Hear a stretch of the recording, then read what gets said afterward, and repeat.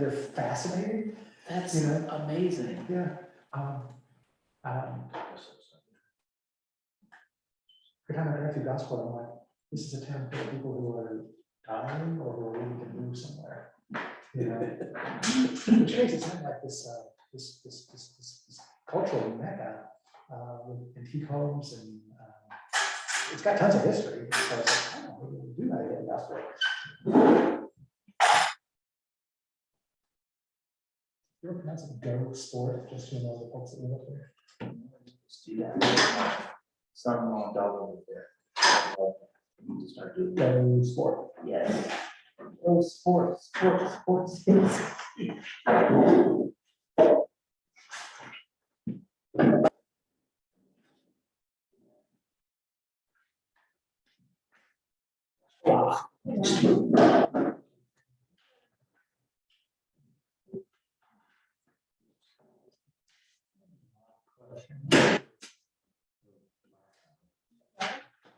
We hear from Lee? Do we hear from Lee? I don't remember hearing. I don't remember who. I didn't hear her say they didn't respond. I know Val was, if she had to, if we told her she had to, she'd be online, but her plan is not to be here. So we got our quorum, so we can start. Oh, he is here. I'm just. Hey, Lee, Lee is there, okay. Good deal. so which window is Lee? Is he hanging out at I don't Texas know. Division or? Oh, he can also call in. That's what he's.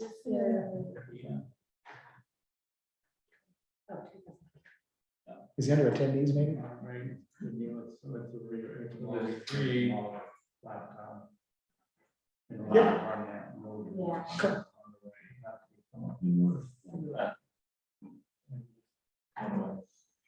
Oh, now.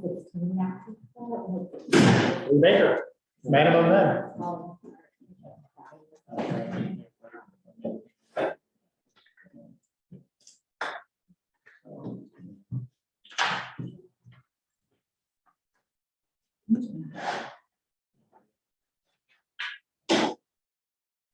That I can understand.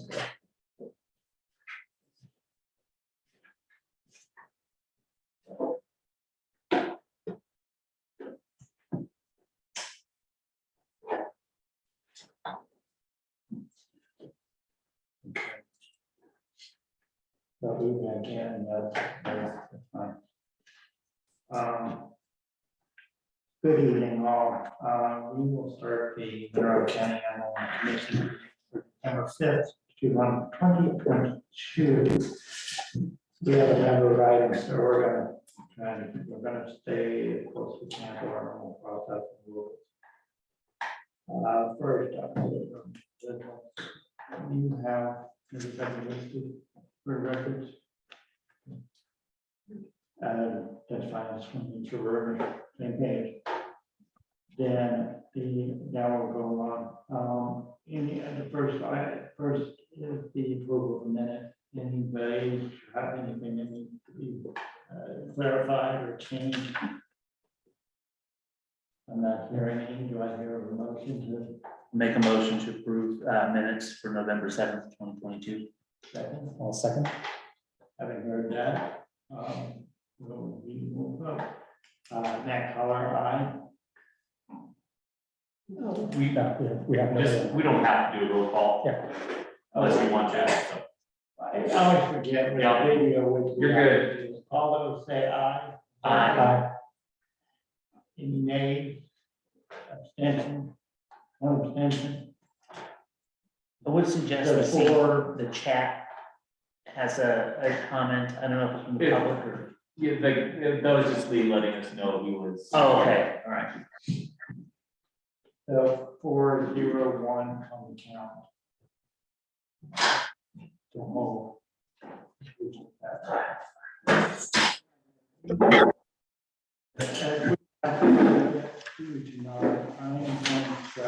We're going to try and process to take the what we normally do. What we will do is go by one legislative. And the first person that will be officers to the case. And then whoever is here for the third case, they want to come up and speak to us. That's fine regarding the ticket. And we'll ask questions of the officers, and anybody who is speaking to us.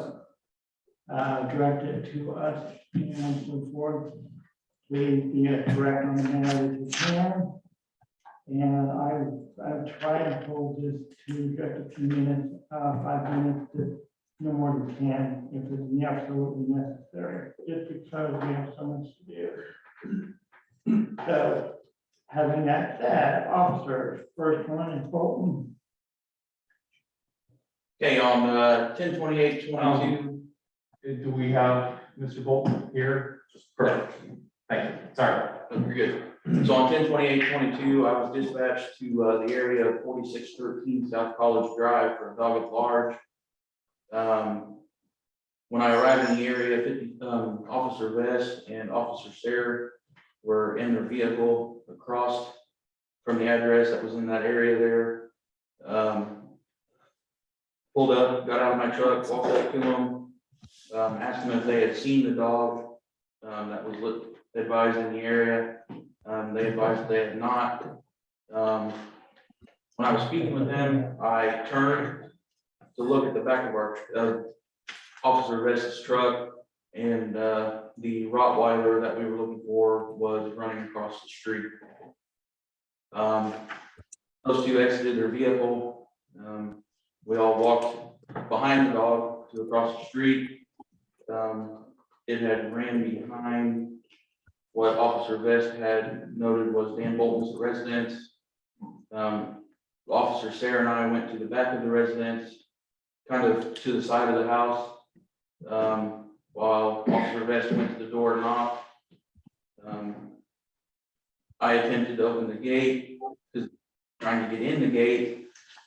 At that time, the dog took off behind the fence and across the property to the other side of the house. Officer Vest had been back to us now at that point.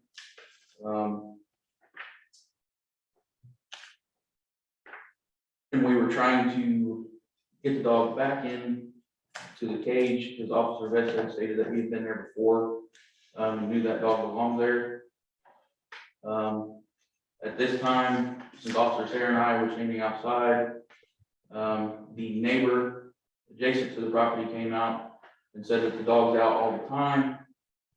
And it's a continuing issue, and that the dog is always on a chain outside. So now that the dog's on the other side of the property, Officer Vest comes to the other side of the property and tries to flush the dog to us. Dog runs through the front yard. Officer Sarah and I have now backed off the fence, and the dog goes into the fence. The neighbor came down from his porch, and he advised that the dog needed to be put back on the chain. And then that time the dog was secured. We left. The neighbor was still attempting to mess with the dog in some way. I'm not really sure how. We went back to the front. Officer Vest knocked again. Mr. Bolton opened the door. That's when we made our first contact with him. Then Officer Vest advised him that he would be getting a citation for his dog being at large. And then that's when I issued the citation. Question to the officer. I note on the ticket that it's a class D citation. So this was not the first incident? No, so he was unaltered. Oh, okay. Okay, cool, thank you. So this was the first time you dealt with them? So I believe, Ticket or? I believe Officer Vest has dealt with him before, and the dog got large, but he was not issued a citation then. That time. First one, did you have something where you just raised your hand? Nope, we got it. I was just clarifying that the previous incident with the officer did not result in a fine. Okay, thank you. I wasn't sure to kind of hide you back. Yeah, no problem. Thank you. Okay, no other further questions at this time. The officer might come back to you. Oh, do you have something? No, sorry. I did, I apologize. Mr. Bolton, if you would mind coming up here. we can talk. But I look at you guys or look at the TV? Yeah. So That's just fine. we should be clear, on the TV is, the MCG is just the IT person running the meeting. Lee Baker is the counsel for, the county. So he's here if you have any legal questions. Okay. But all commissioners are present before you. So on the day that the officers arrived, my neighbor had possession of the dog. But the neighbor has also made it to where when I put the dog outside on the chain, the neighbor likes to get out there and mess with the chain, which he doesn't know no boundaries. There's supposed to be a thing where he doesn't go over there, but for some reason he feels like he needs to be friendly with the dog. This is the first time that the dog that they're talking about mentioned is the first time he's ever got out. My female used to get out, but she passed away. But first time that they've had to deal with him, and I've had to secure the fence because he's in a fenced-in yard. But my neighbor has messed with his chain when he's on the chain, to where he loosens it up, and then he pulls his collar up, then he gets loose. Somehow he's figured out, because my old female used to figure out how to get him into the fence. But with that being said, they had no possession of the dog. My neighbor had possession of the dog. So I don't feel it's responsible to get a ticket for them not having possession of the dog.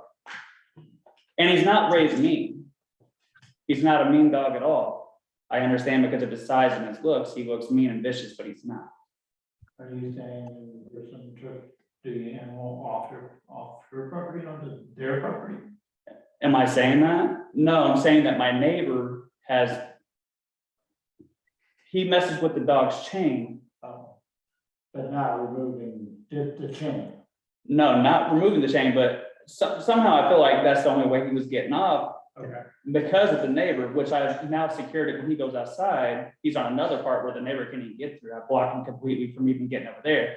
And I have had no issues ever since. Okay.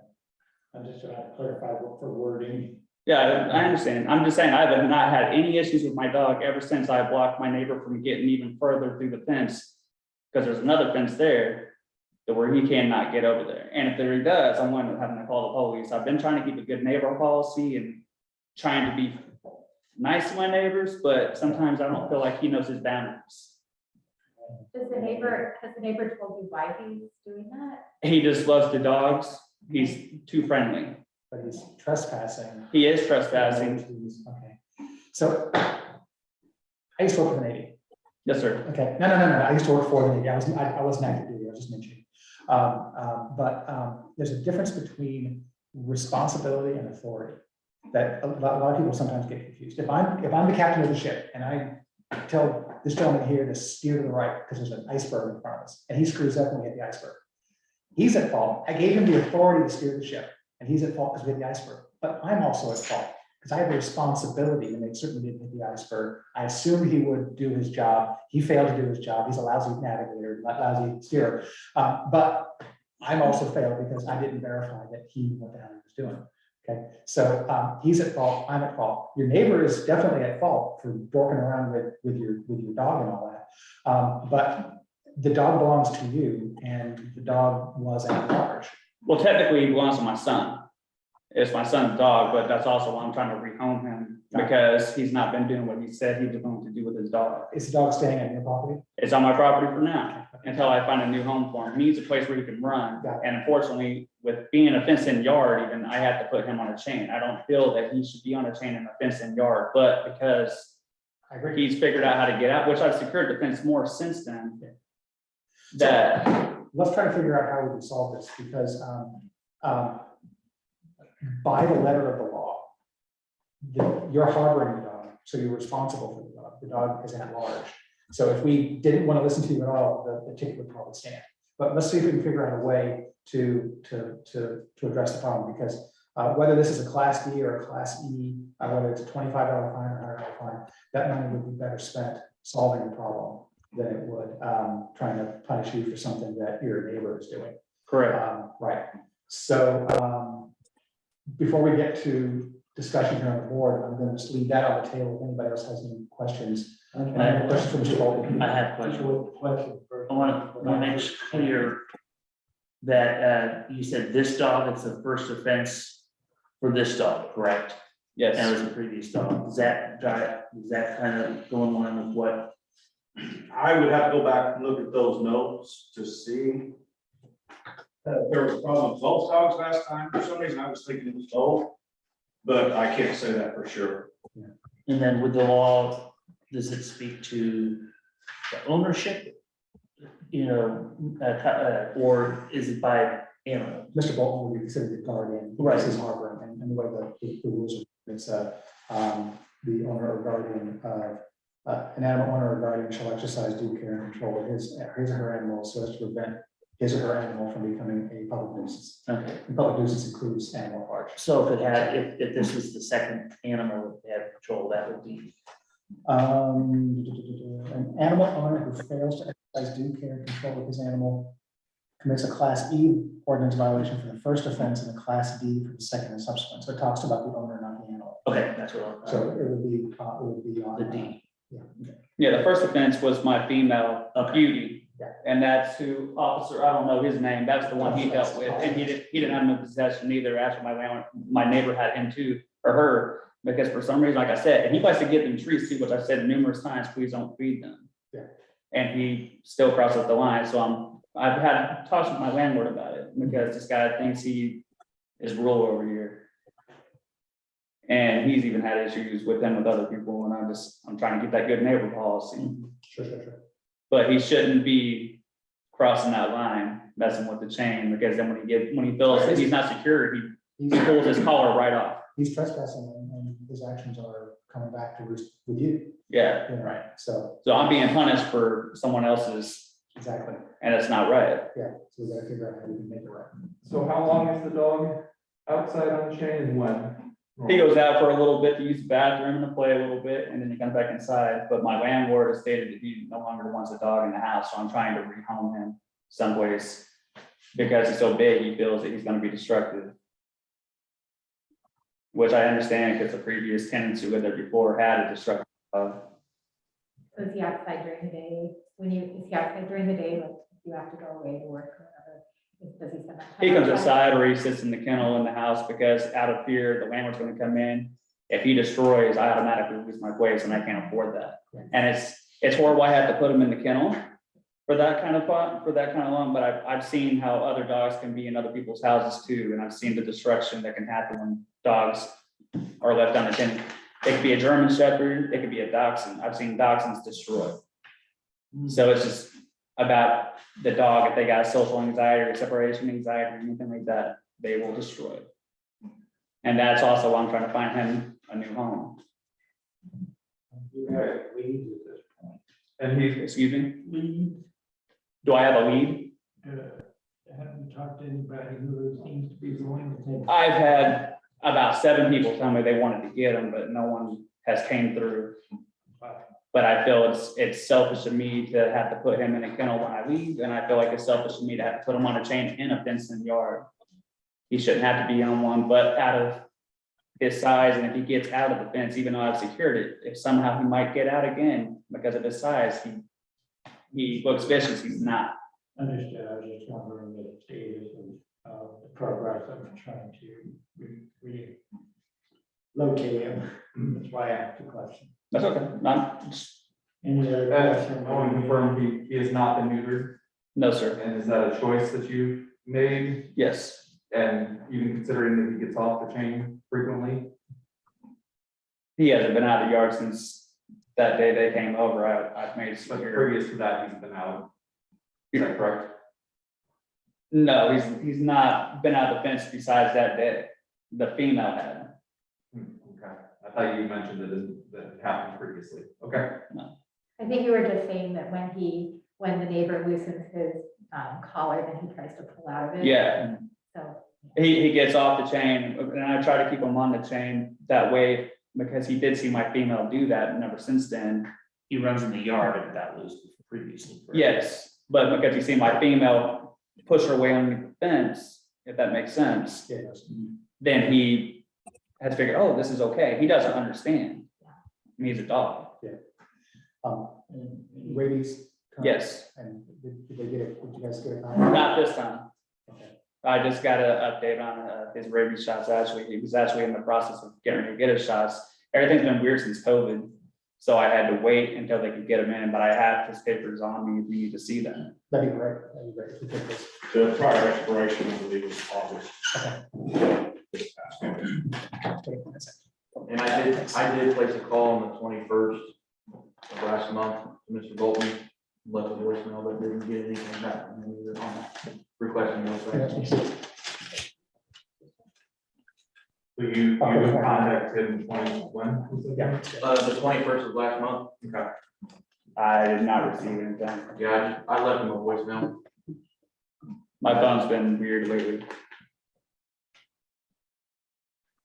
Good. Any other questions of you? I guess See that? What's the date on rabies? October 29th. October 29th. Okay. For the record, the description of the vaccine. The 3-year rabies. Here we go. Yeah, they have a 3-year rabies vaccine, which I didn't even know that existed until I called this vet. I wasn't happy with the last vet I took him to. And he gave me on some, And that, thank you for providing that. you're welcome. I guess one thing, thought is that, I don't know if Virgil would agree with me, but the main, we do know the main thing that we can do to prevent dogs from doing things like have that desire to get out of the yard, if they pull out of their collar, is neutering, and that's actually both for males and females. And the reason is because dogs really like to go find girlfriends or boyfriends, and Who doesn't? anyway, so I wonder if maybe that's something that we could do to help prevent it while you're looking for a home. I'm just trying to rehome. My son didn't keep up to his end of the bargain, so it's really Sure. more of that, since he didn't keep up with his responsibility of working with the dog like he promised he would. He wanted the dog so bad. I'm gonna work with it. You know how kids are. And because of this, he hasn't. And I feel like it's a way of, the dog deserves better. Yeah. And I don't have a whole lot of time to deal with him like my son would after he gets out of school. Yeah. How old is your son? 14. Thank you. So this was on the 28th of October. It actually doesn't really matter, but it just helps the context of what you're telling me. Excuse me? It just helps the context to know what you're saying, but I know. I apologize. Thank you. So this happened on the 28th of October, and there've been no other instance. Neighbor hasn't come over and loosened the collar since. Not ever since then, I made him to where he's on the other side of another part of the fence to where he can not get in and dog has not got out ever since he's been out. Cool. So there has not been an incident since. I got an idea.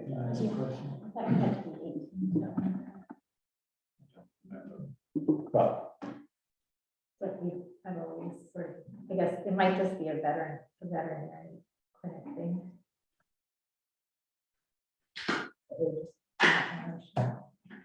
Are there any other immediate questions?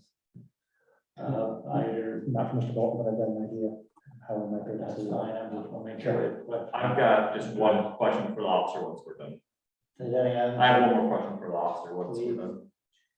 Go right Good, ahead. put down. When you were at the property and inspected, is the chain up to the current ordinance of the city? Do you have a chance to look at it? I didn't really mess with it, but when the neighbor had it, trying to get the dog back on it, it was well under the weight limit requirement for the dog. And the swivels and everything are there? Perfect. Thank you. Okay. Question? Right. Catherine, you can invent the next course or you just. Probably not relevant.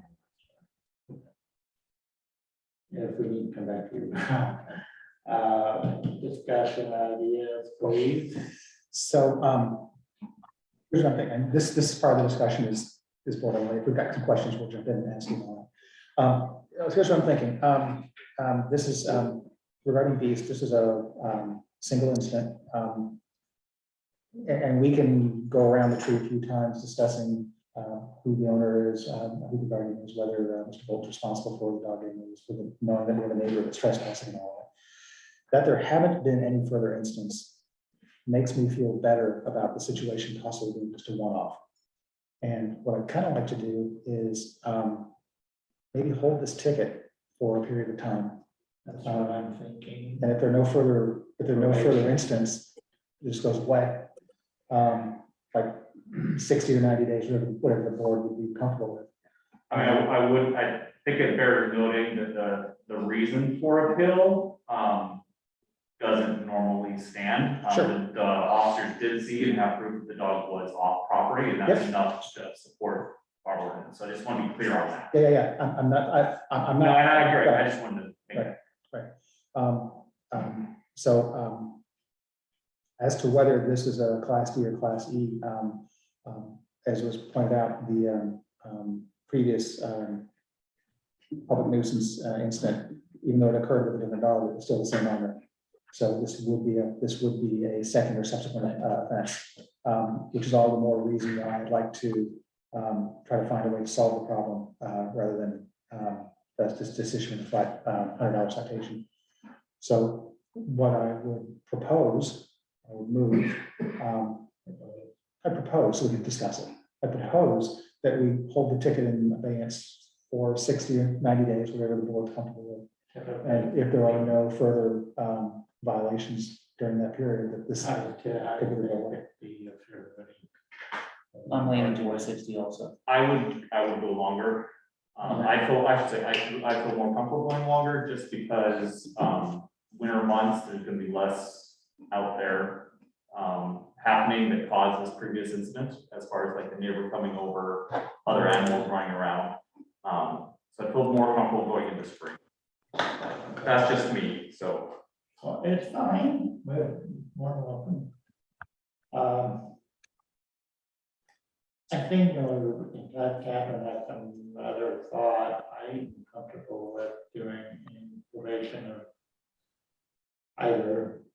It's just a matter of what the board feels like you want to do. And, if nothing happens, obviously you won't have to deal with anything else, and if the dog goes somewhere else, it's off the books anyway. Now trying to find a new home. I understand, I'm just telling you what this amounts to, at least if I'm understanding what we're thinking about Yeah. here. So if we were to, So, but I might have some more discussion, if somebody wants to make a comment. I'll make a motion. I'm reluctant to have it with at least one member of the board, one in the longer period. I'm reluctant to make a motion for a shorter period. So I would recommend, my motion would be that we hold the ticket in advance for 90 days. If there are no further violations during that period, this ticket goes away. Second. Further discussion. None. Okay. So, I have a motion is to hold this in advance for 90 days, and if something occurs, it goes away, you don't have anything to deal with.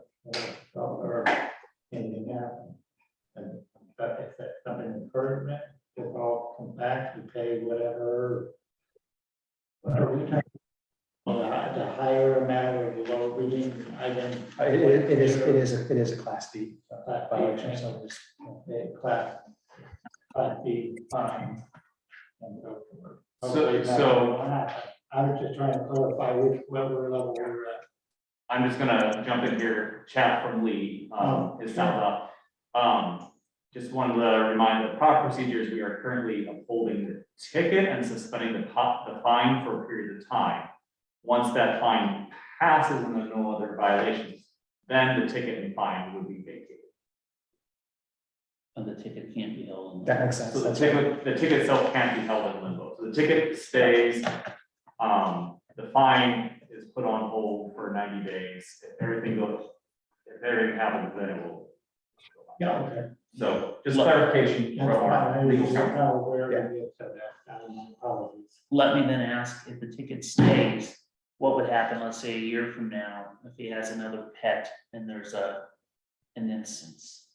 That ticket's already on file, is that gonna have adverse impact for him? Well, this ticket would be vacated if there were no further. We can't take that, But there was the previous ticket, so. Right, this next yes. one- The next event, would be like this event. yeah, let's say the previous dog had one incident. Right. This dog has one, but it goes away. The next incident would still be the same Okay. incident. Okay, so we would be, if nothing happens in 90 days, not just suspending the fine, we would actually vacate. Right. Okay, all right, I see it now. Thank you. Modify the motion. Yeah, so I'm gonna make an amendment to, Oh, and just to clarify, the class D ordinance is because the dog's intact, not because it's a second offense. Because the dog is what? The dog is not neutered, so it's a class. Oh. Class E. That's why it's a class E. okay. Ken, you want to modify or you want to modify? By my motion to uphold the ticket for 90 days, but suspend the fine. And if there are no further instances in 90 days, that the ticket be vacated and the fine go away. And I'll second the amended motion. Okay. That's fine. And everybody understand what we're saying here. My mind is getting a little worky, so I apologize.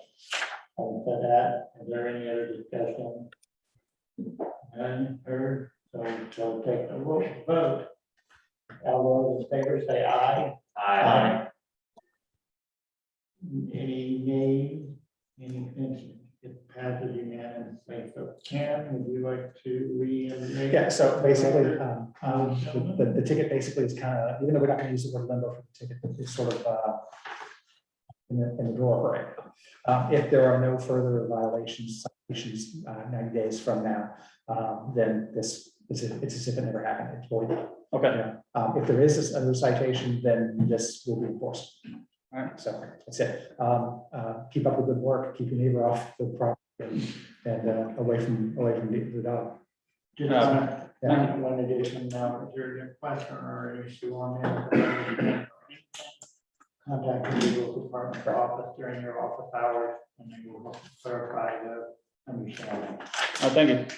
Okay. Thank you all. Good day. Thank you. Do we have anybody on the document? Okay. Again, we will go to the offices. And proceed as we did there. So, with the, officer, please. I'm sorry, I missed that. Sorry. There was the next case. That's Duncan. Duncan, that's you, perfect. Yes, okay. Sorry, I missed that. That's okay. You're sitting in the corner. So please, officers. So one of our road deputies, Deputy Dylan, forwarded us an email that he had taken a call to 3179 South Hawk Lane, Blakely residence. He had reported that his neighbor's Labrador and pit bull were locked inside his chicken enclosure and had killed multiple chickens on his property that evening. I'll get you the date here. It was on 10/26/22 at 9:21 a.m. That's when we received it, so it would be that next day or the day before.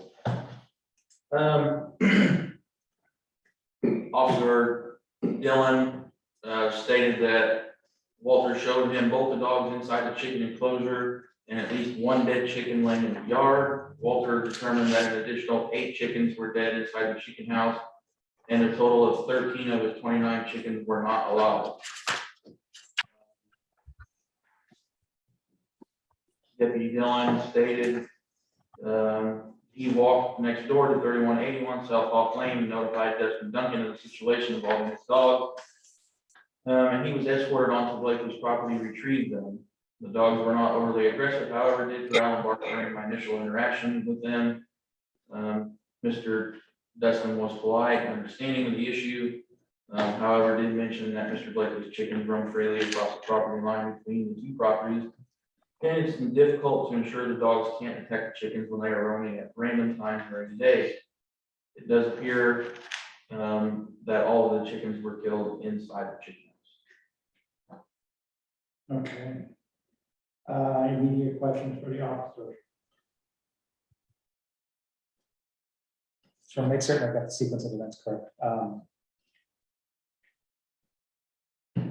the dog who allegedly took out all the chickens, did so in the chicken In the house, chicken coop, yes, not on the dog's owner's property. no. Okay, but we've had instances in the past where the chickens have wandered across the property line. From his report, yes. Did that happen? Do we know if that happened this time? Do we know The the chickens had come across? The chickens were on his property when they were killed. I'm just trying to, I'm trying to, the chickens were killed in the chicken The house. chickens were killed in the chicken Right, house. which is where it's They off. were locked in the chicken house. Right, That's where they were found. So that's where all the chickens were killed, was on the chicken owner's property. okay, cool, thank you. It's just a wording, I probably can. Question, did the person that owned the chickens, did he admit that his chickens roam sometimes on the other property, or is that just a testimony? From Deputy Dillon's report, it doesn't appear as if he had said anything about his chickens roaming free. Okay. Okay, sir, if you'd like to get up here and tell us what you would like to tell us, please. Well, good evening, first of all. So on that particular day, so the chickens do roam down there, and I grew up in the country. I was in the Marines for 8 years. I just got back a few years ago, and I just lived out there because that's my mom's place. He brings me eggs from the chickens all the time. Which I love that one. He doesn't like eggs. And so I've never said anything about his chickens roaming free. Right. You know, and I have a lead that runs from my porch down to a maple tree in the front, and he's always on the lead. Well, that day it was raining like crazy, and I got home, I work up in Indy. I just came from work. So, I work up in Indy. And I had my kids that night, and I went to use the bathroom, and then I guess the door got open and they got out, and it was raining and you couldn't see 10 feet in front of your face. Didn't know where they were, and as soon as the officer knocked them, got my dogs, didn't you? They actually got stolen like 3 months before that, and I made a report of that as well. But either way, I feel as if sometimes with all the chickens in the yard, when I let them out on that lead, I feel like they get enticed every time I let them out. And which I never had a problem. I never say anything because he's an older guy. He's a nice guy. We get along, other than, well, obviously when something like this happens.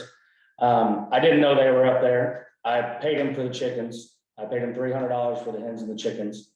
Like I said, I didn't know where they were, and I don't know how they got in the chicken coop. He has a double cage. It's like, I want to say like 6 inches wide by 10 inches tall.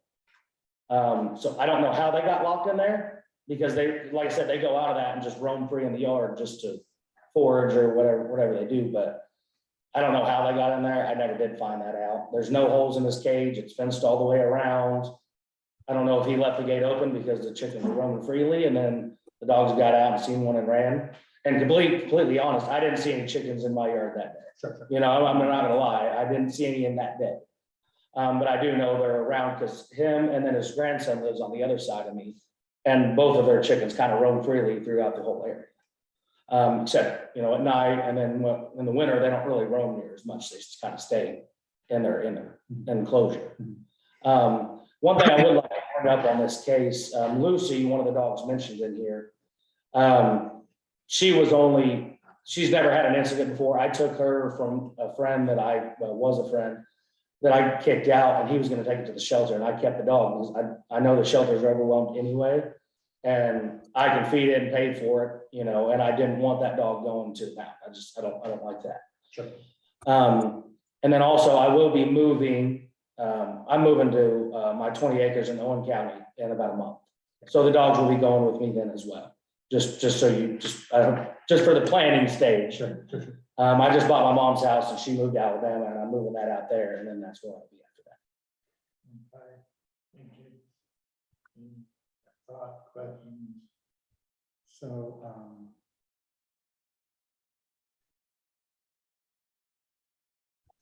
explain again how the dogs got out, or do you know for sure? Well, when I got home from work, my kids are already there, and they're 9 and 10. And usually they just, because he stays in the house most of the time. He goes out on the runner for like about 10 minutes a piece when I get home. Take him out, let him go on the runner for about 10 minutes, bring him in, put the other dog in the runner for about 10 minutes, bring her in. That's usually the sequence of events. That day, I went to the bathroom, and I'm pretty sure, again, it was a while ago, but I think my daughter told me she wanted to open because we have a tin roof out there. And it was raining cats and dogs outside, and she wanted to go open the door and go watch it rain outside because it's covered. She likes to do that. She's like my ex-wife. I don't know why, but they like the rain.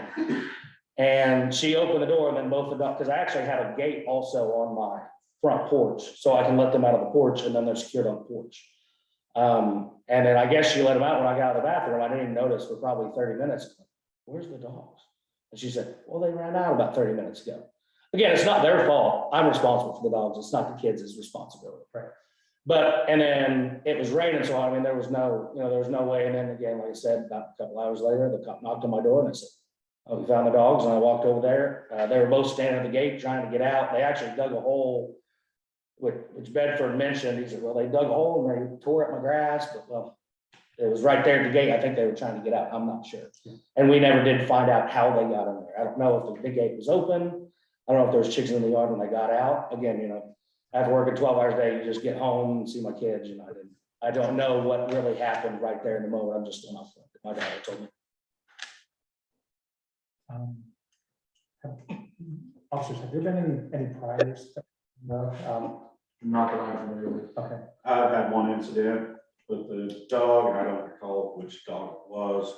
It was just about the dog being off property on the neighbor's yard. Warning was issued at that time. It was like 3 years ago. okay, so it was before, because So, no. Lucy's only 1 year old, so it would have been, So, Yeah. it would have been. And that was Kane, yes. And that was right when I got out of the military and I moved there. And to be honest with you, I know stupidity stupidity doesn't help the law, but I didn't know there was leash laws out in that area. I grew up in Owen County, and out in the country we didn't really have leash laws. Yeah. Dogs ran, chickens ran, goats, I never knew that. And then after that, I installed the runner. Right. And then they've never had an issue since then because they've been on that runner. So it sounds like everybody. The kids being kids and scatterbrained. And- Yeah, and again, like I said, the chicken, I don't know what you guys' definition of provoked is, but I mean, if they're always out there and then they're not on the leash one day and they see the chickens, I mean, you throw any dog in Bloomington in a chicken coop, I can tell you what's gonna happen. Yeah. And like I said, I paid him for the chickens, Right. and he brings me we have a good relationship in terms of that. So, and I told him, I was like, I apologize. I know it's 100% my fault. I'll pay for the chickens. And I mean, it's unfortunate the dogs got stuck in there. And well, but again, when that happens, I mean, if he would have told me an hour earlier, I would have got him out, but he didn't come knock on my door. And it's probably because he's older and there's a steep hill heading to my house and it was raining and, he probably didn't feel safe walking down the hill. All right. Any further questions, guys? I don't have anybody else. Do you want to go through the fence or do you? Well, so according to the county ordinance, Well, we should. so according to the county ordinance, if an animal's off the property of the animal's owner and causes severe injury to domestic pet or livestock, which death would be severe. Yes. Yeah, it would qualify as potentially dangerous category 2, without us even having to discuss it.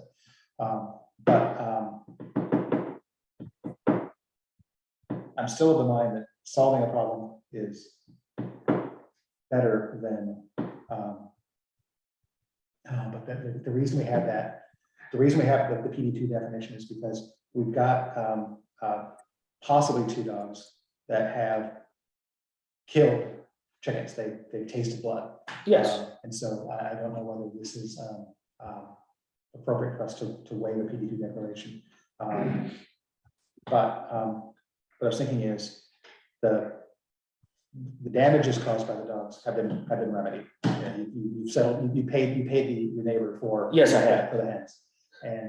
And that's why I asked the definition of what you guys consider provoked. I don't know what that would be, because I asked him, he said, well, I can't control the chickens. Yeah. Well, I gotta figure out where that law changes between dog and chicken, because I mean, Well, and I don't know how that works, because I mean, I in my opinion, I see it as being provoked, because I know if they were ever to get out and they did see them, that's what would happen, even if I own chickens of my own. yeah, the thing is, it won't matter regarding propagation, because the definition for potentially dangerous level 2 basically says blah, blah, blah, blah, blah, blah. A level 2 potentially dangerous animal is also an animal which causes severe injury or death to a domestic pet or to domestic livestock, period. It has nothing to do with whether the chickens were out there taunting and the dogs reacted. If it doesn't mention in the beginning Oh, provoke, in the first part it does, you know. that's why I asked. That says, but there are two different definitions, there are two definitions for potentially dangerous level 2. And the second part is, it is also an animal which causes severe injury or death to a domestic pet or livestock. Yeah, no, I understand. Yeah. So So, is your neighbor satisfied with what you're giving him, or is he still? No, he's fine with it. And again, and I told him, he said, well, we'll just figure out whatever their decision is, you know, and I told him, you know, he still brings me eggs, you know, and then the next day his chickens were still back down there. Because they roam free and that's why he was missing. So like he said that he thinks 8 of them were killed, but he's missing 13. Well, when they roam free, I mean, there's coyotes, there's a lot of other things I don't know if it has, but I know in that particular situation, I told him, I said, well, the chickens run free. He said, well, there's nothing I can do about it. They're chickens, and I don't know how that. Were there carcasses when you found the dogs with the chicken? So they would have had to consume the entire chicken? We never actually went out and looked for ourselves. Okay. We just went off the report from him. That's why we did the PD on him. So, yeah, if the chickens were out of the pen and this happened, the chickens could have run off and Right. went anywhere. So, I mean, there's a lot of unknowns in this case. We're not gonna figure that out. I mean, the downside of this situation and with the way the ordinance is written, as said before, it doesn't matter if they're provoked or unprovoked. The benefit is the max we can do is potentially dangerous level 2, which is just a year. It's not a dangerous declaration. It just means there's might be an issue. And it's just a year, and then that can be totally wiped clean. So that's the plus side to the whole chicken thing. I agree that having chickens running loose and then dogs happening, it's an issue. I have ducks and chickens of my own, and my ducks got out of my enclosure and my dog took them out. It's one of the things you run a risk with when it comes to having livestock and poultry and dogs. I guess what I was confused with is that, because he said his neighbor thinks it could be up to 13 that were killed by the dogs, 13. No, there was 8, and so the chicken coop, the top, a bunch of the chickens were sitting on the top. But there was 8 actually, or there's 7 in the coop, and then there was 1 in the yard. Okay, and he knows for sure those were killed. Yes, Okay. that's what he said then. Okay. But he said for prior, he's like, well, I miss a chicken once a month, you know, but if they run Okay, free, so- well, I mean, Yeah, there's a so, lot okay, from there. so there's no doubt that your dogs did. No, there is no doubt. Okay, all right. That's 100%. The officer had something. I will say from Sergeant Dillon's report, he did note that he photographed the dogs and the dead chickens visibly from outside the enclosure. Okay, all right. Thank you. They were stuck in there for sure. They couldn't get out. Yeah. I don't know how they got in. It's amazing what they could, if they were following a chicken in there. I'm sure they could figure Oh, out. no. Is that PD2, correct? right. That's right. And, Right. This you know, the declaration to get the PDC comes from right here. Okay. And to verify also, she's not a pit bull, she's a mix. She's about this tall. So she's not, Well, that's how she got in. If she was bigger, she would have said. her, I don't know about him, he's a mastiff. Okay. And I had an issue with her chasing the chickens once. He just walks by them like they're not there. But I also do know animals, and if one goes after something, the rest will follow. You know, in an issue, in a situation like that. And there's no other PD1 consideration or PD2 No, consideration? it's PDC, yes or no. Well, yeah, okay, because yeah, I saw that, was if there's others that have been in the past. So the way it works is we start, make certain it's not vicious. And then we go to the next page, and then here. But that's what I wanted to know. We enter the flow chart here to do the rest. Okay. Questions, any additional questions? I had something before I was talking about that. It's okay. No, it's okay. So we're being asked by the sheriff's department to consider PD2. This isn't an appeal. We're being asked to determine yay or nay whether this is a PD2 worthy situation or not. We're not being asked to review the fines. We're not being asked for anything along those lines. It's just whether or not to declare the dog potentially dangerous. That's what it comes down to. Okay. So. No, I think we understand what happened. Rainy night, dogs were let loose by the kids. Dogs went over to the furry snacks, the fluffy snacks next door. Ate a few. Yeah, we understand. It wasn't intent. It wasn't malicious. It wasn't due to anything, but the kids not knowing better. You know. Well, I don't blame the kids. I still blame the dogs. Yeah. I don't know how, again, I don't know how they got in there. And I know it's tempting when they go outside every day and there's chickens in the yard all day. Yeah. So And we'll say that chickens off property on somebody else's property is under the same issue ordinance as your dog's being on somebody else's property, so it can be. But chickens can't bite dogs, really, either. They're- And if they do, it's gonna turn out the same way. Yeah. I mean, to be honest. But if, yeah, it's nice having neighborly relations and letting livestock go through, especially chickens, it's easy, but you have a right not to have them on your property too. No, I know, and but I just grew up in a different age down way out in the country where it just.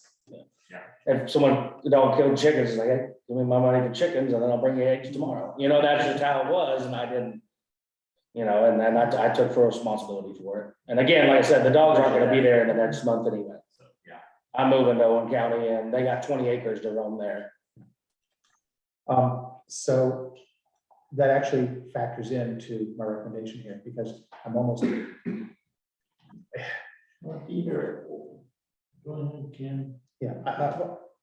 we're not being asked to review the citation. We're being asked to, by the sheriff's department, whether or not to declare the dog PD2 or not, which makes it difficult for me to recommend holding the declaration in abeyance, because that's not in play here. Right. It's whether or not we feel the incident meets the definition for a PD2 offense or not. And It's either yes or no. yeah, it's yes or no, and I don't know what latitude we have concerning the circumstances. And it's looking pretty clear. Yeah. It does. If we declare PD2, the consequences aren't dire. If the dog is off of your property, would need to be leashed 6 foot long under the control of an adult. Yes. The dogs would have to be microchipped if they're not already. Alteration is not something that we could order, but we don't have to order alteration. Are the dogs all intact or? Yes, both of them. Okay. And the only burden that I see here would be must keep the dog indoors or in a secure outdoor enclosure. Well, they're always indoors unless they're on their lead, but they're never outside. But the lead isn't a secure enclosure. We're talking like a fenced in 6 wall, top, 4 sides and a bottom box.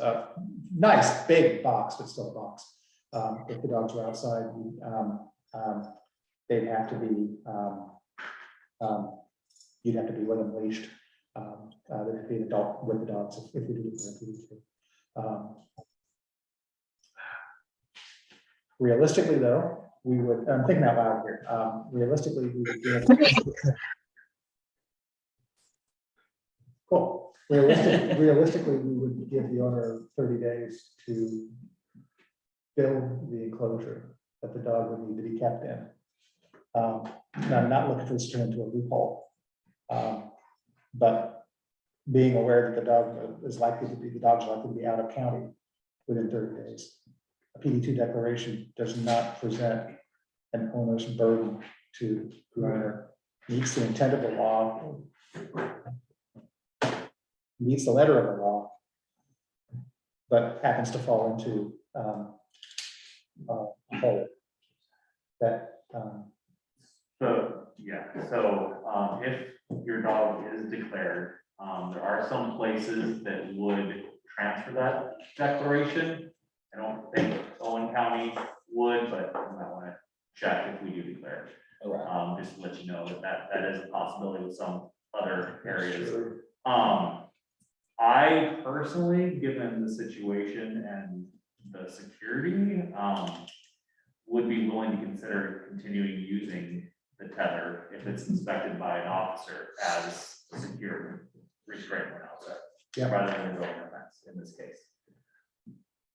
Do we have that latitude to do that though? We do. Okay. But the risk is, if there's another incident, then we've got a previously declared PD2 dog, which means we're now looking at a PD3 declaration. Where there are things that we can't waive alteration, all that. If it's something that we're comfortable with, we could certainly do that. But it doesn't come without future risks in case, Yep. it's all about making certain that the dogs are kept on property. Oh, no, no, I understand. Yeah. I mean, because technically, the dog could be just kept on leash on the person's property as well, and never built enclosure, still be within the ordinance, so. Well, the tether, it's a 500-pound brake string tether. It's one of the metal ones that are inside like a plastic cover, and then it has two wheels and it rolls down so they can go down. So it's on a trolley. It's on a trolley, yeah, connected to a maple tree into the porch. Does it matter that the tether is more than 6 feet?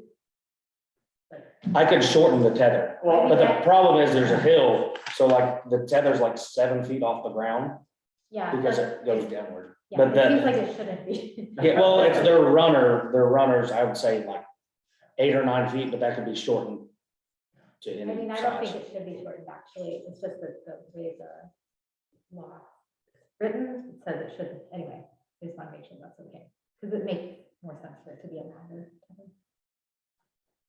So what does it, It says that it's not supposed to be more than 6 feet in length. that's for a leash, Oh, not a okay. tether. I see, okay. Just because there was a question, I found it. The commission in rendering its decision has the authority to attach any and all reasonable conditions to its decision. To that end, the commission may impose conditions on owners, guardians regarding the types of enclosures to be used, types of restraint systems to be used, and other such things in order to ensure that both the animal and the public are safe. So it's a judgment call on our behalf. Okay. So we I can know, I was trying to adjust. think about going there. Right. Right. Thank you. Well, I want to make sure, because I had that look in your eyes. I want to make certain that that's a true statement. What I said. Yeah. Discussion. Further discussion.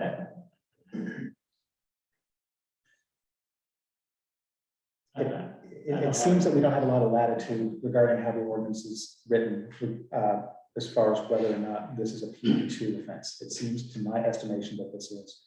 But we can put reasonable constraints that align with what the ordinance calls out for, in order to keep the public safe. The microchipping is the one thing that we have to do in case the dogs do get lost, get loose. We can zap the dog and they're mature dogs, and it comes up with a record and all that. Unless anyone on the board has an opinion to the contrary, I don't see any way to avoid a PD2 declaration here. I don't have any contrary anyway.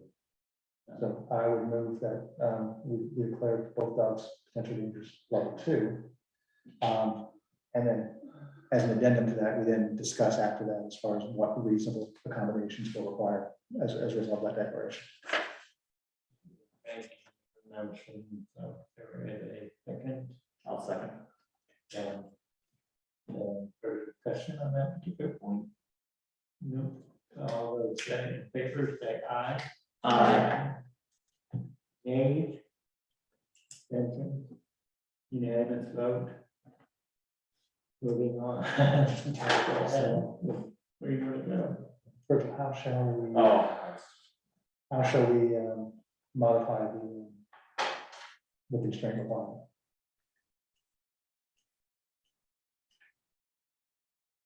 The dogs shall be kept on tether when outdoors and not escorted by an adult. Right, when outdoors, the dog shall be on a secure tether or on a leash escorted by an adult. Right. When on property, unless an enclosure is made. Right.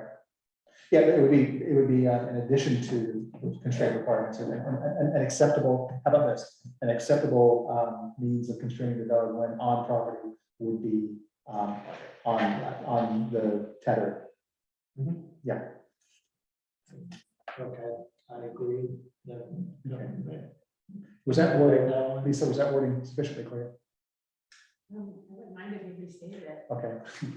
Go ahead. So in addition to the on-property restraint requirements of the ordinance, the commission would view keeping the dog on tether as an acceptable accommodation.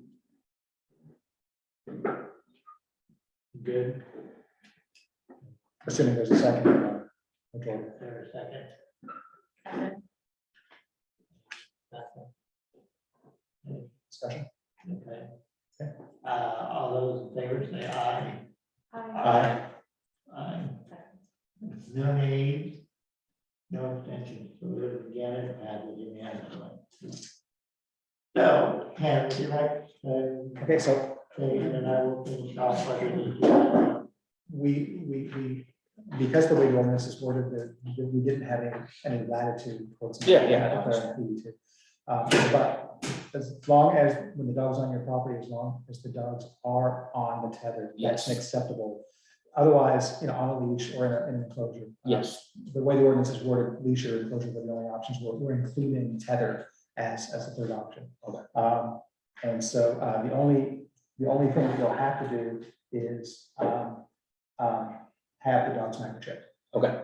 That's the only, and you'll get a letter from county legal. That's where I'm going. So the microchip, we can do here at the shelter, Pets Alive can do it, the Humane Association can do it, it's only $15. Are you familiar with what the microchip is? Oh, yeah, I mean, I've heard of them. I've lived so far out in the country, I really don't do that. It's basically, it's the same technology as they use in clothing stores. You walk through the thing, it doesn't do a thing unless you have a wand and it just comes up with an ID number, so it's basically, tag falls off, It's 2022.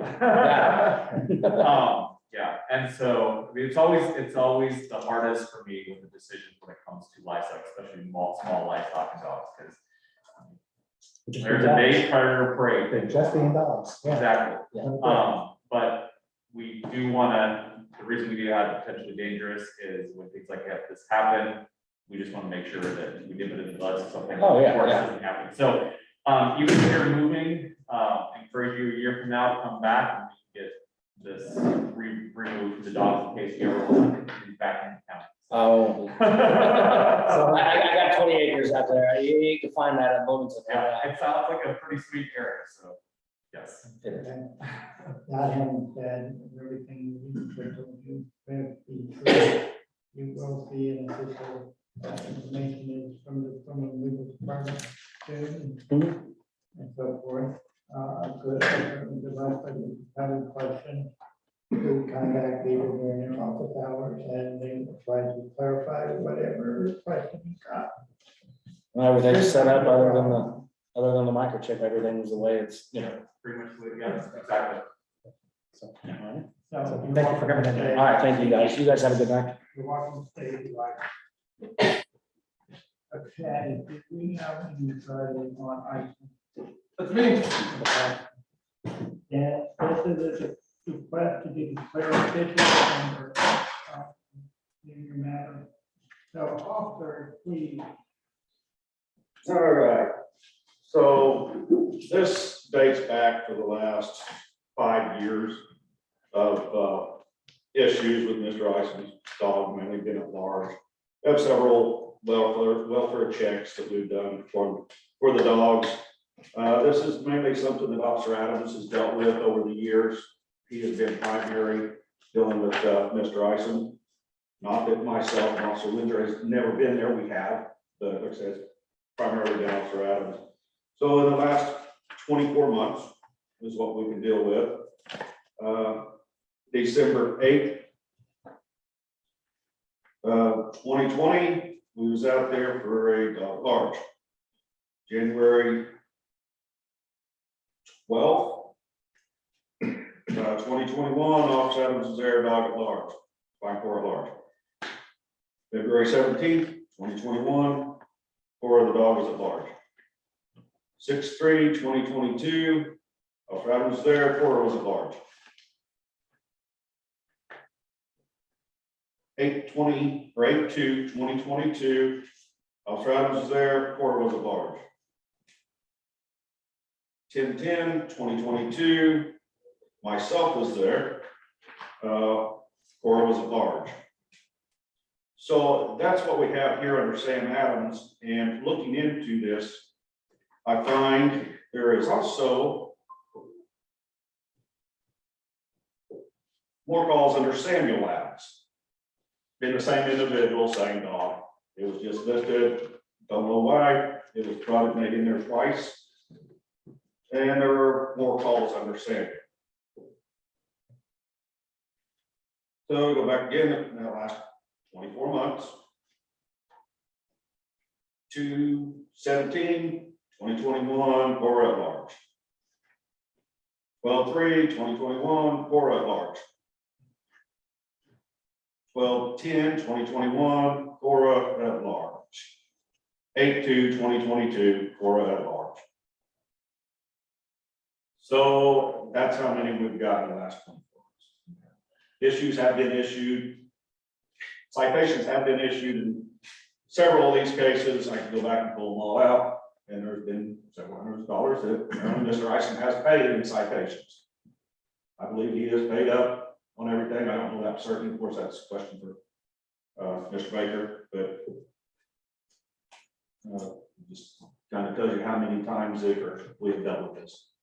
And I currently have an open case on Mr. Ison as well, including Cora, and it's now including his father and his dog as well, Daisy. Question, Yeah. there you go. Got two questions, looking at the citation from October 20th. Noting the rabies vaccination violation, did you get that dropped, or was that held without proof of rabies vaccination? I believe it was paid without proof, Okay, so still don't have proof as far as you know. not as far as I know. And then, other question I noticed on this one, that a public nuisance wasn't filed, is the dog relatively not causing problems, it's just continuously off property, or? Just continuously off property.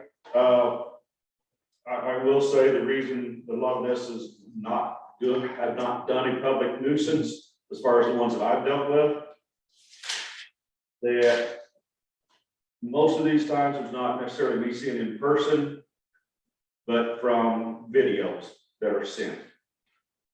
So whether it's been public nuisance, really, actually been public nuisance, I can't really say that it was, but the dog got off property in itself is an issue.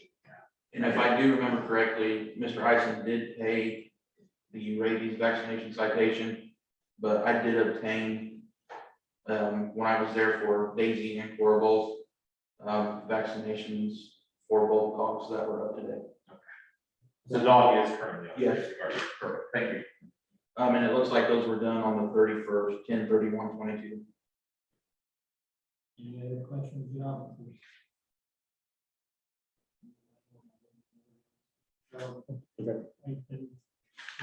Again, did you No, we're good. I was thinking of officers for their, you would like to? Cool.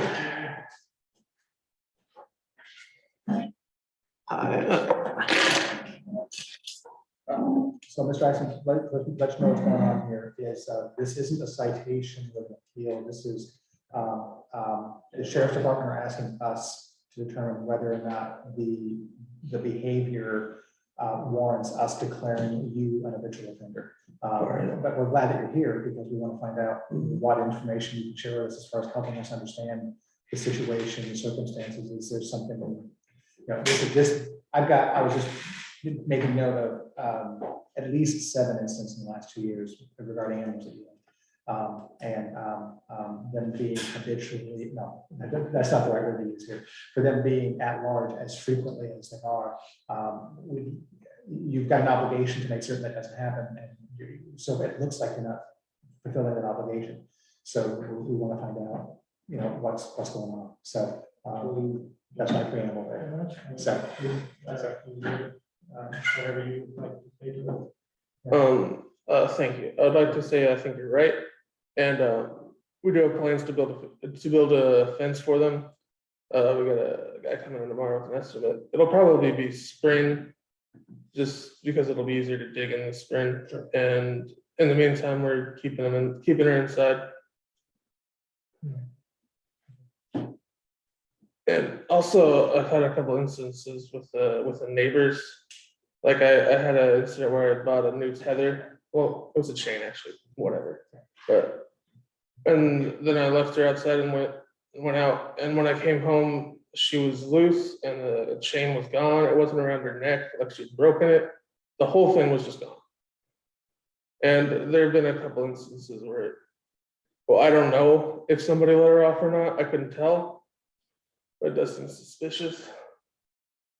And yeah, that's it. She is fixed. I mean, she's got rabies. well, I heard there's 2 dogs involved here. Oh, yeah, my father's, that's, Daisy and Paul. Sorry. Yeah, Cora is the only one at this time that's really been an issue. Okay. Daisy is fairly new mhm, to the family. about- I mean, that, and Daisy was just I don't know how to say, a concerned neighbor for it being cold and stuff like that, and not having proper housing and food, all that good stuff. but, yeah, we got that now for her. Is there anything else you want to say? Can. That can. Thank you. It's- So Cora's a Beagle Hound mix. Correct? She's Something like that. young adult. She's almost 8. She'll be 8 in March, I think. And do you have a way to exercise her regularly, or is that kind of a challenge without a fence? It has been a little bit of a challenge. We take her to the dog park pretty often. Okay. Dog park's an excellent option if you It really is. don't have a It really fence. is. Any questions? We're looking at this, yeah, I'm looking at the ordinance right now regarding virtual offender. So, Sheriff's Department may ask us to declare an owner habitual in 2 circumstances. If the owner has been found to have violated any provision of the chapter at least 3 times, separate times in the last 2 years. Or if there's been a previous declaration of potential damage to which you haven't done anything about, which is the case. But this is about the frequency of the number of instances in the past. And I've got at least 7 instances. Yeah, they are on track. So it's in balance for us to consider this. And then if we were to declare, and this would be a declaration on you as an official offender. If we were to declare it, we've got a few options. We can fine you another fine, whatever class it is times 2. Or we can void your ownership and have the dog surrendered to the shelter. Or we can require that you fix the problem. Require that the owner guardian take steps necessary to rectify whatever problems has caused his or her declaration as official offender. Examples include the offense, which seems to be on the radar and all that. The question I wouldn't propose that we void ownership. Fines in the past have been paid. It hasn't served as a deterrent to the dogs still get out. So I don't think you want the dogs out. I don't think there's any question. No, I'm sick of this. We gotta get it. But levying out a fine is just one more fine, and so I'm thinking, requiring that you build a fence, instead of you're volunteering to build a fence, we can require that you build a fence. All right. And give you a reasonable amount of time to do so, otherwise we come back and consider a fine or something else or avoiding ownership. Because it's not,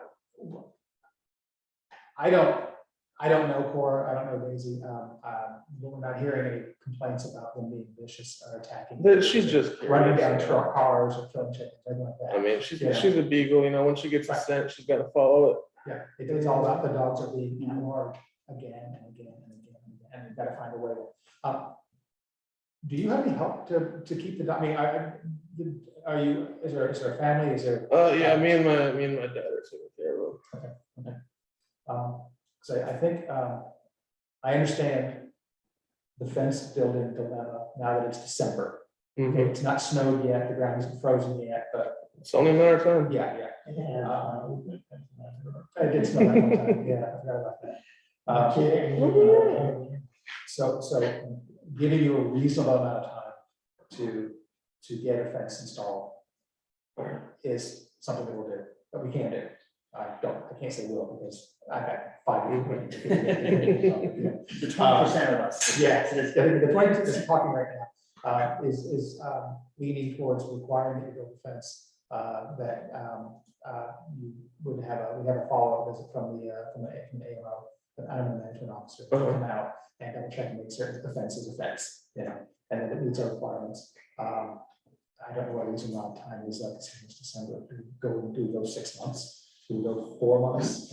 Well, March, 18 months. Also, that's, So I'd also like to add that the calls that I have taken concerning Oregon at large, like most of the videos that I've received, and they timestamp, is at night. So I don't know, of course, usually out at night, if that's more of an issue, but it seems like it's oftentimes dark. okay. Well, I think the first step is to declare or not. Right. So I would make a motion to go ahead and declare the visual offender. I'll second. One second. Okay. I'm not hearing. I had a second. I'm sorry. That's okay. We have a motion and a second to declare a visual offender. Any discussion? I'm not hearing any, so all those in favor of declaring, please say aye. I, Okay, any nays? Any abstentions? All yays. Unanimous yay, so that means we declare a visual offender. Now, let's go on with what we want to. So as far as it, I think the fence is, you're right. I mean, that's kind of the crux of, remedy the situation. yeah. I am hesitant to wait till spring. I mean, I do understand difficulty in winter, but I would rather give it less time, knowing that there might be construction difficulties, as long as. How possible is that? I'm not familiar with ground and trying to do fencing. I mean, the ground's currently not frozen, and so as long as they can get the posts in, but some of that depends on how backed up the different companies are. So there's a lot that goes into it. I understand that part. So I mean, I would prefer us, again, I'm open to suggestions, but I would prefer looking at, you know, a 1 or 2 month with extension, as long as keeping contact with officers on updates of the fence. I'm inclined for that, and, you know, if you call someone out and they say we can't get to you till January, or whatever, report to us so we know. All right. I don't want to assume for contractors they can't do it, because the sooner the better, so your fines don't keep adding up. And then if there are issues, document them, and I think that. Officer West. Sorry, didn't mean to interrupt. Just as far as where you're going with this, as far as building a fence, also a kennel enclosure. Just throw that out there, if that's something that you all would consider as well. Certainly an option. I would consider that, although to require that, and Mr. President is planning on building a fence anyway, that would be a redundant expense. I'd rather have the money go into the fencing as long as we're comfortable with the timeline. But what I'm hearing is basically 60 days, or let us know within 60 days why it can't be built. And we continue, we'll consider continuing it for a 30-day period as we go. It's I'd like to see that happen. I am, given how many times the dog's been at large and the location. It's with a hound roaming on Arlington Road there north and right near 69, it's kind of Russian roulette time for the Yes. dog. Which is why I kind of would push for getting it done earlier. 30 days, and have to be a rolling 30-day. Build it in 30 days or tell us why you can't. And I would say if we, 30 days, unless an approved extension by the county animal management officer is given. Yeah.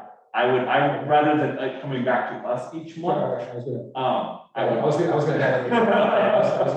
the navigator. Especially if we did, Iceberg. especially if we did 30 days, because that 30 days could lapse before we meet again, and I don't want him. Yeah. And I will tell you, just trying to find contractors, getting somebody out in 30 days to install something will be, tough. it will be tough, ground or whatever, but I think it's a good deadline to have, but because if he calls the animal control officers, I haven't called anyone yet, that's different than, I got 3 calls in, they said the start date's gonna be after the first of the year, then you know, in other words, I think we want you to start to get on this right away. I got a guy coming in tomorrow, actually. I have a question. Actually, what Officer Best said about the enclosure, maybe that would be a good idea because it is going into winter and it sounds like there have been some, I guess, a few concerns about the dogs not having a place to stay comfortable when it gets cold, like if you're off at work or something. It's just starting to get cold. And Oh. it's like- Yeah, I don't like to I mean- keep her out. She's so small, Yeah, most definitely, especially if I agree with what Ken was saying, I wouldn't want to put financial burden. Because the fence, long-term is gonna be where we wanna go. yeah. But if you're unable to do the fence and it's not a financial burden, definitely, a run that you can put up is gonna be helpful. Yeah. And they're not horribly expensive. So it's a recommendation, but we're not gonna require it. I would put it as a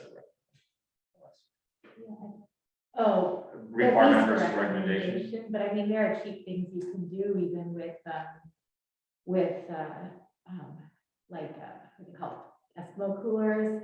And if she's not super big, or great big Rubbermaids with some insulation that you can make. I mean, if you want her to have like a little kennel that she can go into, you can do it kind of. Honestly, if it's cheaply, or- cold, I just take her in. Okay. I mean, she's like 30 pounds. Maybe too. Yeah. The officers that they came to me, they're okay with the, we're discussing. So, I already put down there. So for, So, let's discuss one other step further. We get to whatever. Then what happens if nothing is occurring and there's no communication, so we understand, you understand what your situation would become. So I would make the motion that we require a fence to be constructed within 30 days.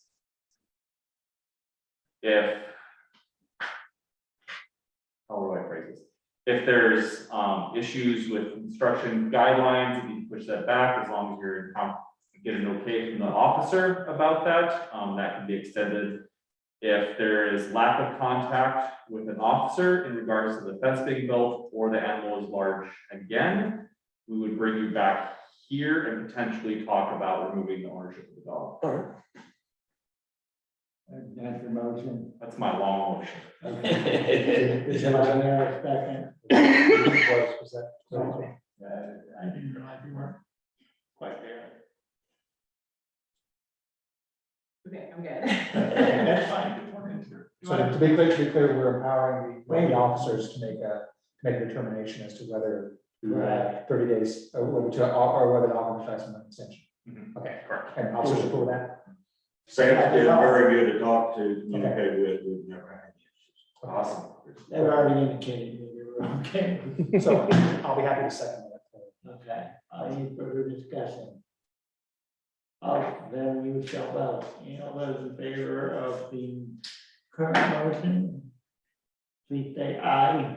Aye. No nays and no abstentions, so it carries unanimously. You have the time we specified.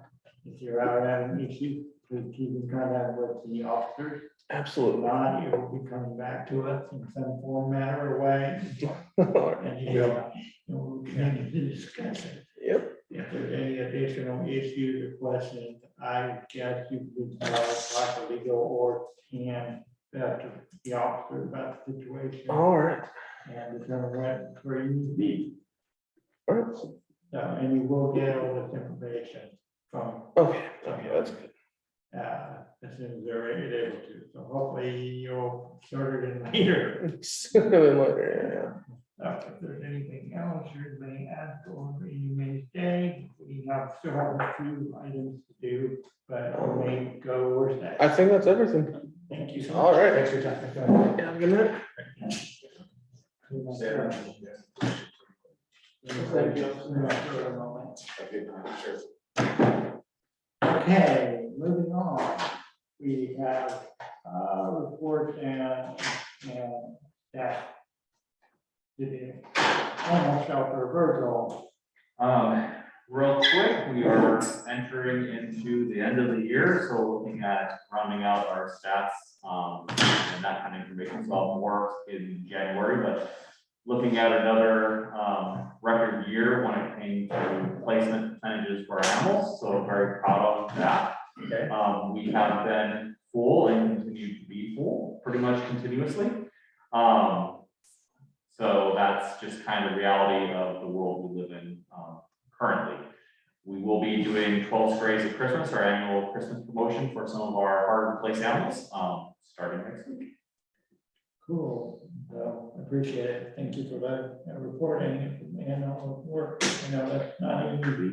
What is the hard to place animal? I mean, besides clearly an animal that hasn't been placed, obviously, but is it, No, that's an excellent question. Sometimes that is really it. Sometimes animals just kind of fall through the cracks and just are overlooked for no reason that we can tell.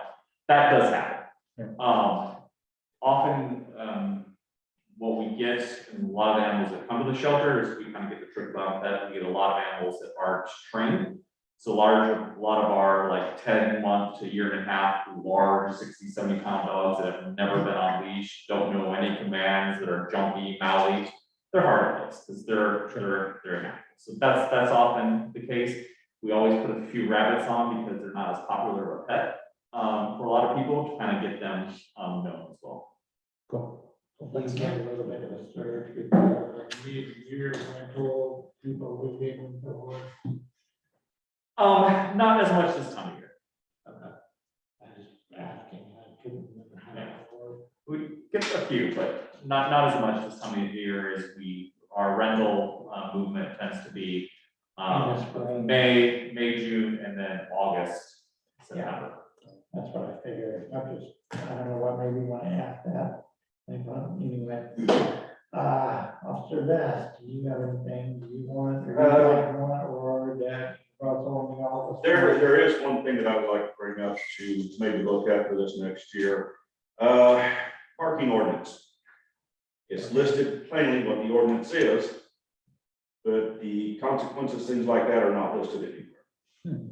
For what? Parking. There's no ticket associated. Public nuisance, maybe. Right. Public nuisance. I And think, it's so hard to prove as well, have them do a 10-day bark log. And then the person, well, it wasn't my dog's barking, I just don't know what a good answer is for that. How we can enforce or address anything. Well, in the past, when we run into it, I don't know if you've been pretty present for any of them. Occasionally we get a log, but occasionally it's like you're saying, the compassion have to ask them to try to do something like that. I don't know in the ordinance itself. yeah. Virgil, you're a little more up with the ordinance. I think, yeah, so I have my personal opinions and I have some general thoughts when it comes to parking complaints and where they should reside in what ordinance. But I would rather share that for when it's on our agenda. Yeah, that's all I'm asking for you all to I maybe think- get together, address and Yep. see. I think that's an excellent thing for us to discuss. I Maybe will, we'll put it as an agenda item for next meeting. hold that thought. Okay. And usually when we place the burden on the person complaining, the barking just magically stops. So. There's that. Understandable. Did the sheriff's office have anything they wanted us to know through you?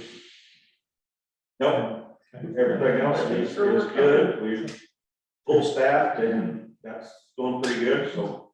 No, issue.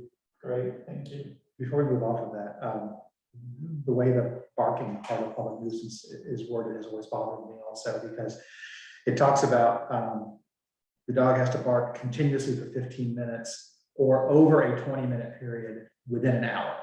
Okay, well, I'm talking right now, but between the words I'm using, I'm not talking.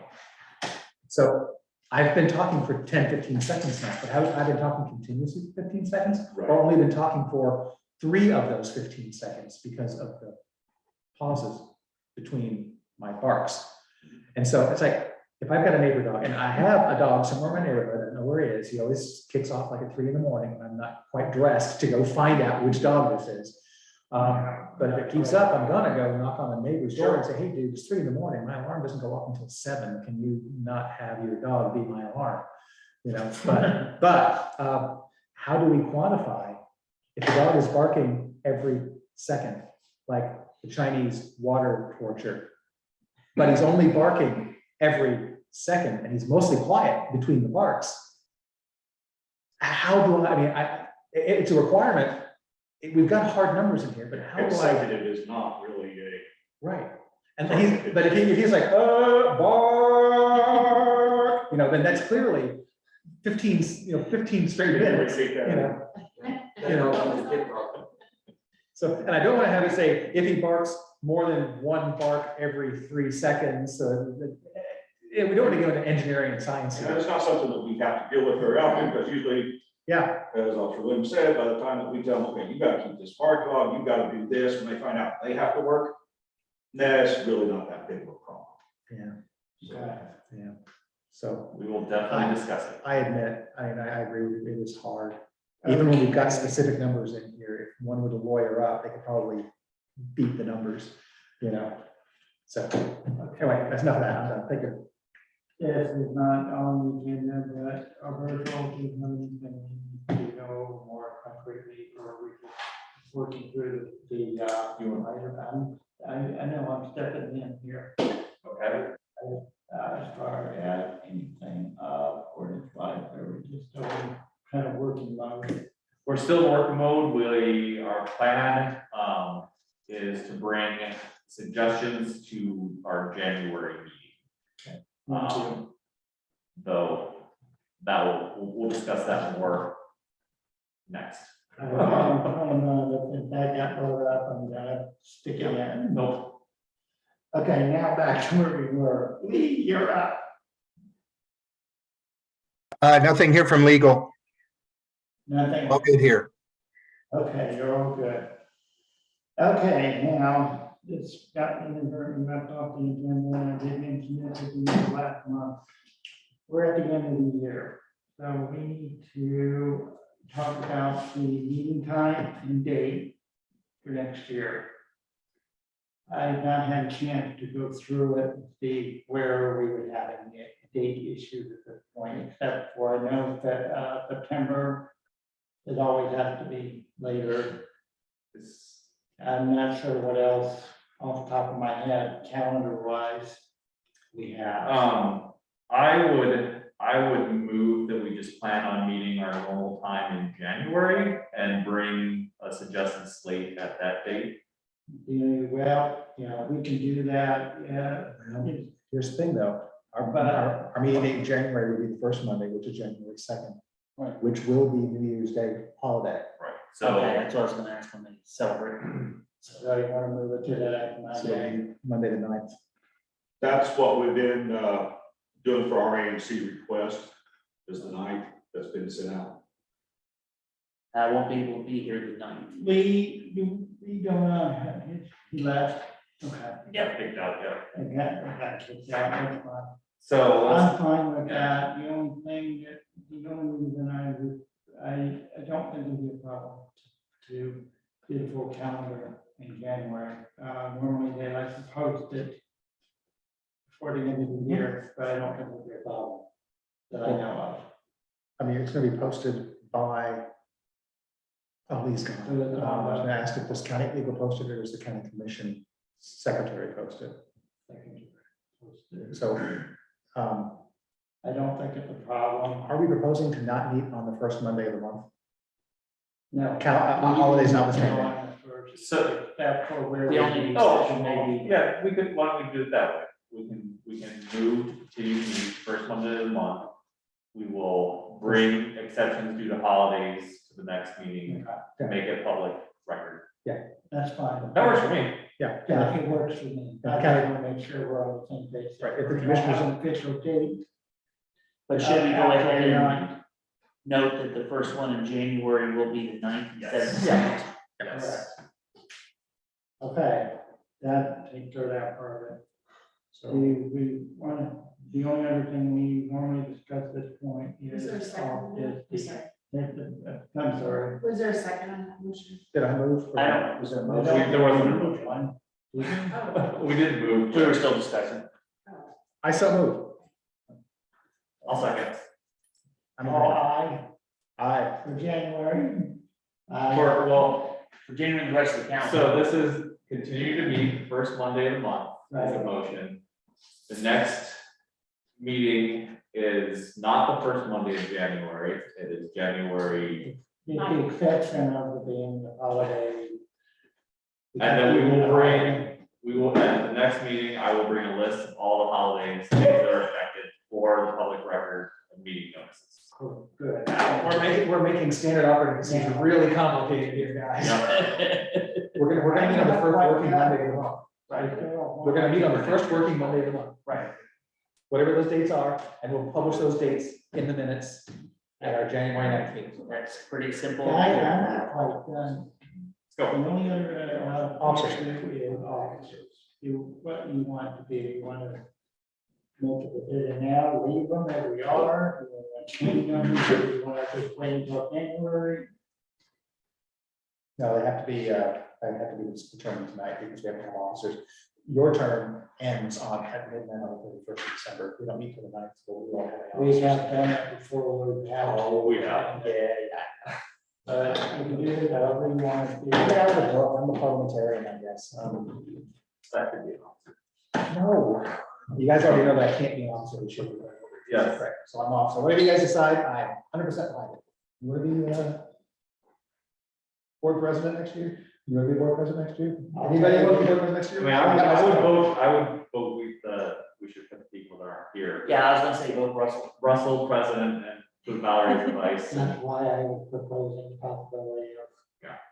And I would say we can, if we want to wait to confirm that in January, we can wait to confirm that in January. Is Russell eligible to be president? Is he still the appointee from the sheriff's department? or is he retired? Would still be an appointee. I don't know if that.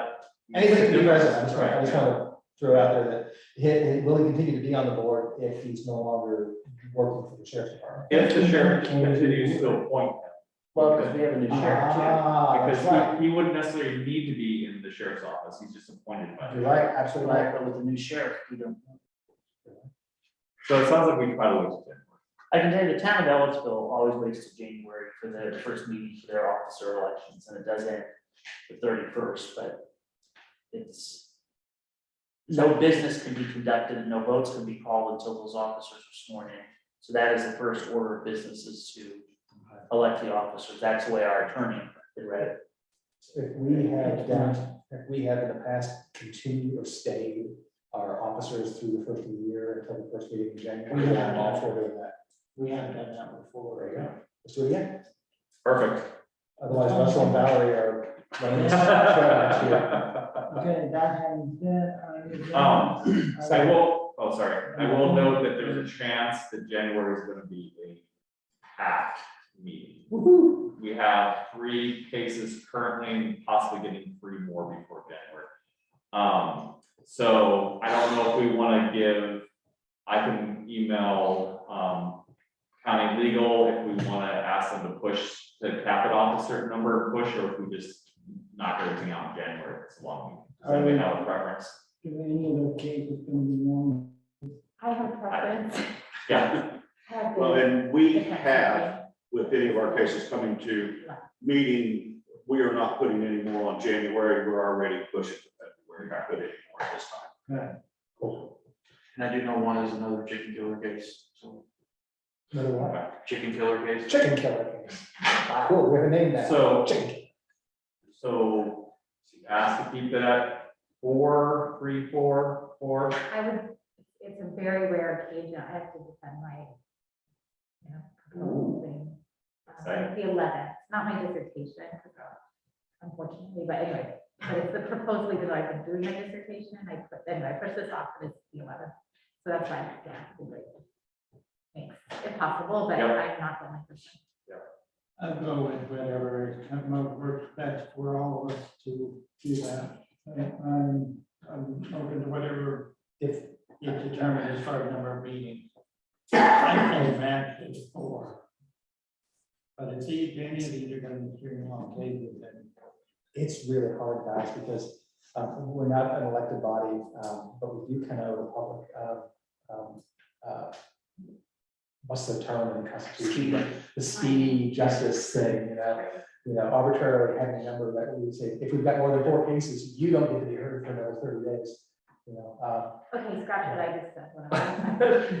But I also don't want to have it die. It's- If we've got 15 or 20 cases a year, that's a burden, and we'll Well, be, yes, you're guilty, so- you're guilty, go away, and it's not gonna be doing. well. Okay, yeah, I guess, when I find out numbers, I'll contact you, Matt, and we can decide where to go. For that first that is case. fine by me. The only reason I'm saying that is because we really only have 3 cases. It took us this so long. Yeah. That's all. That's the only reason I question that. I admit I was a bit worried tonight also, we talked a long time because I talked a lot. It's all right. You can have- What was it, 15 minutes consecutively? Or was it? We're being recorded. Good one. That was on the second on the attorney. I second. Okay, I, we're done. Don't have to- Thank you. Thank you all. Who did my? Yes.